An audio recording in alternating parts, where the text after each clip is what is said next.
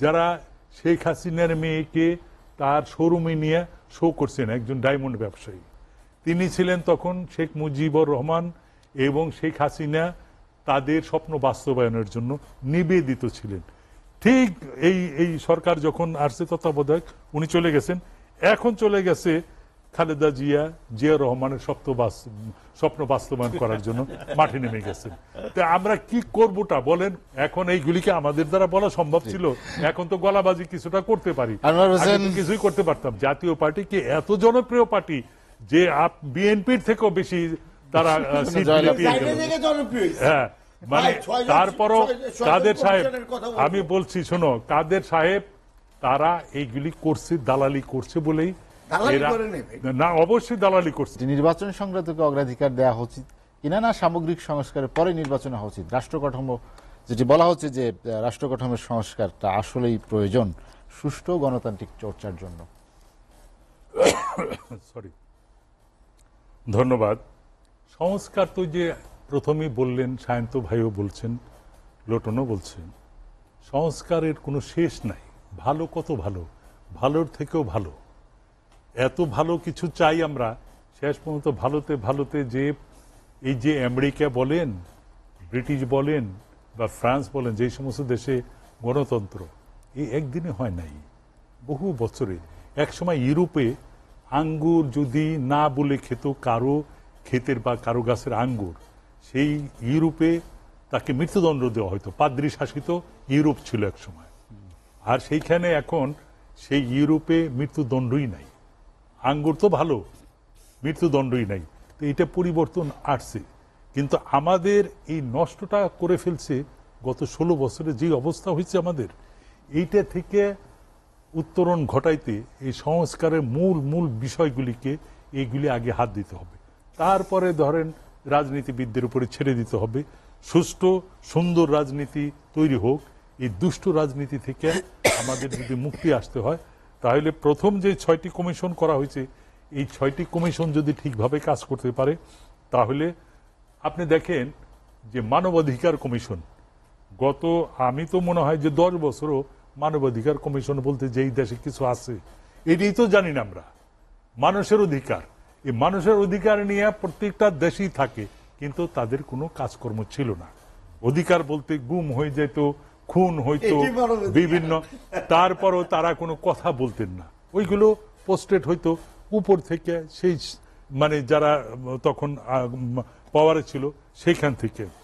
তারপরে দেখেন যে বর্তমানে ঘটনা, আমাদের সেক্টরের একটা বিষয় বলি, যেহেতু আমি গোল্ড আর ডায়মন্ডের, এইখানে যারা ওই সরকারের সাথে বিদেশে সফর করছে, যারা শেখ হাসিনার মেয়েকে তার শোরুমে নিয়ে শো করছেন, একজন ডায়মন্ড ব্যবসায়ী, তিনি ছিলেন তখন শেখ মুজিবুর রহমান এবং শেখ হাসিনা তাদের স্বপ্ন বাস্তবায়নের জন্য নিবেদিত ছিলেন।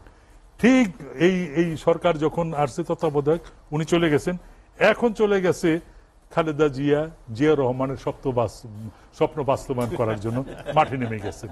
তো আমরা কি করবোটা বলেন? কোথায় থেকে যাব? আর যেটা বললেন যে প্রশাসন হইতে আরম্ভ করে এই দীর্ঘদিনে 16টি বছরে বড় হয়েছে, ধীরে ধীরে বড় হয়েছে, এদেরকে রিমুভ করবেন কতটুকু, কিভাবে সম্ভব? এত কুইকলি তো করতে পারবেন না। ওই ডিসির কথা বলছেন, এত ডিসি কোথায় পাবেন? এইখানে এই 56 জন ডিসি যদি আওয়ামী লীগের সময় নির্ধারণ করা হয়, যেদেরকে আমরা পোস্ট এখানে পোস্টিং দিব, তো তারা আপনার ফেভারে এইখানে কাজ করবেন কেমনে? যার জন্য হলো যে পুলিশ বলেন, যে কোনো অর্গানাইজেশন, সরকারি অর্গানাইজেশন, তাদেরকেও জবাবদিহিতার মধ্যে আসতে হবে। বিচার বলতে আমরা তো আগে বুঝতাম যে বিচারে ওইখানে যাওয়াই হলো, ওইটা রায় হয়ে গেছে, রায়টা উপরে থেকে বলে দিচ্ছে যেভাবে রায় দাও, সেটাই রায় হয়ে গেছে, সবাই জেনে যেত। এখন এই যে এইটার যদি জবাবদিহিতা না থাকে, আমাদের এই যে দুদক কি করেছে, দুদক ধরছে কারে? সব ধরছে আজকে থেকে 15-16 বছর আগে, 20 বছর আগে যারা দুর্নীতি করছে তাদের ধরছে। আর যে পিয়ন চলে গেছে 400 কোটি টাকা নিয়ে, বলছে যে আমি পিয়ন 400 কোটি টাকার হয়েছে, আমি তাকে বের করে দিছি। আপনি কেন বের করবেন? কেন? তাকে তো আপনার আইনের আওতায় আপনি আনবেন, বরঞ্চ আপনি নিজেই উদ্যোগে হয়ে শাস্তি দিতেন। বলতেছে একজন প্রধানমন্ত্রী, সে তার 400 কোটি টাকার একজন পিয়ন পাইছে, তাকে কঠিন শাস্তি দিছে। আপনি 18 কোটি মানুষের সহানুভূতি পাইতেন। হ্যাঁ, তো এইগুলি হলো যে আপনারা সেইগুলি তামসা করছেন, হাসি মস্কারা করছেন এইগুলি নিয়ে। মানুষ বলছে এই যে আপনাদের সংবাদ সম্মেলন করছেন, হাসি মস্কারা সংবাদ সম্মেলনে উনি একজনে সাংবাদিক বলছেন যে মাননীয় প্রধানমন্ত্রী, আমরা ভীষণ ভাবে শঙ্কিত যে আপনি বিশ্বনেত্রী হয়ে যাচ্ছেন, আমাদেরকে আপনি আর মনে রাখতে পারেন, আমরা আর আপনাকে পাচ্ছি না। কতখানি ওয়েলিং, কতখানি তৈল মর্দন হইলে এই দেশের সাংবাদিকরা হলো দেশ জাতির বিবেক, তারা হলে সবকিছু তুলে ধরে। এইরকম আসলে সাংবাদিক শেখ হাসিনাকে ধরে রাখতে পারে নাই, পালিয়ে চলে গেছে। হ্যাঁ, এইরকম টাইপের যদি আপনারা সেট আপ করেন তাহলে এই দেশে কি হবে? এই যে ডক্টর সলিমুল্লাহ খান আছেন যে মাঝে মাঝে অপ্রিয় সত্য কথা বলেন, ভীষণ রেসপেক্ট করি, কিন্তু এই যে অপ্রিয় তো সত্য কথা আমরা তো বলতে পারি নাই। আমরা ব্যবসায়ী, উনি ডাক্তার, উনি রাজনীতিবিদ, একজন ব্যবসায়ীও। আলমগীর তো আমাদের ছোট ভাই, ব্যবসায়ীও। এখন এইগুলিকে আমাদের দ্বারা বলা সম্ভব ছিল? এখন তো গলাবাজি কিছুটা করতে পারি, কিছুই করতে পারতাম। সামনে ভালো কিছু হবে, তার প্রক্রিয়া কি, বা আমরা কি দিয়ে খেই বা আশ্বস্ত হতে চাই? ধন্যবাদ। ভালো তো আমরা আশা করছি, দেশের মানুষ আশা করছে, এবং যাদের হাতে ভালো করার প্রাথমিক দায়িত্ব তারা অলরেডি চেষ্টা করতেছেন ভালো কিছু করার। এখন মানুষ তো 100% কেউ একেবারেই মানে সঠিক পথে থাকতে পারে না, চলার পথে সমাজ আছে, যে সমাজ থেকে, কিন্তু এই সমাজের ভিতরেই যারা ভালো লোক তাদেরকে চেষ্টা করা হয়েছে বেছে বেছে দায়িত্বগুলি বন্টন করা, দেওয়া। তা আশা করি, আমরা খুবই আশাবাদী যে এরা অন্তত প্রাথমিকভাবে যেখানে 100% হলো খারাপ দূষিত হয়ে গেছে, সেখানে যদি তারা 40% বা 30%ও যদি ইমপ্রুভ করতে পারে, তবু আমরা একটা পেলাম। তারপর বাদ বাকি যারা জনপ্রতিনিধি আসবে তারা ওই ধারাবাহিকতা তাদের রাখতেই হবে, না হলে এই দেশের মানুষ আর এরকম চায় না। তারা কিন্তু এখন মুখ খুলে অনেক কথা বলছে।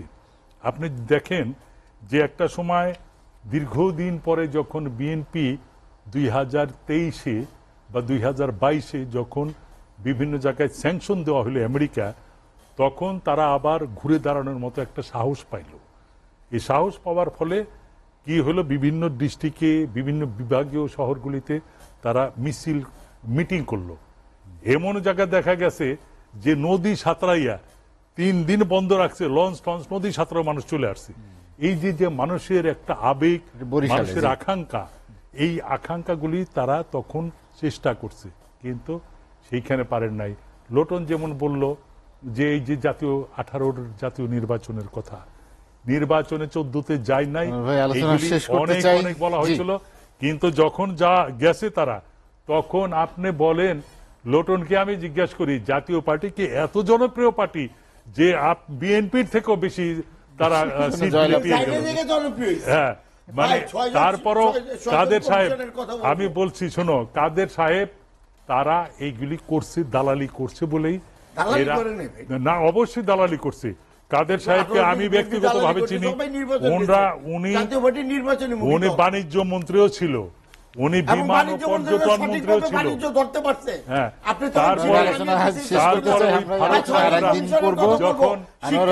যখন বার্গার খাওয়ার কথা বলছিলেন যে জনগণের বেশি খায় কেন, বার্গার খাবে, একটা প্রথম আলোর রিপোর্ট দিয়েছিল, মানে বাণিজ্য মন্ত্রী হিসাবে এত খাই কেন?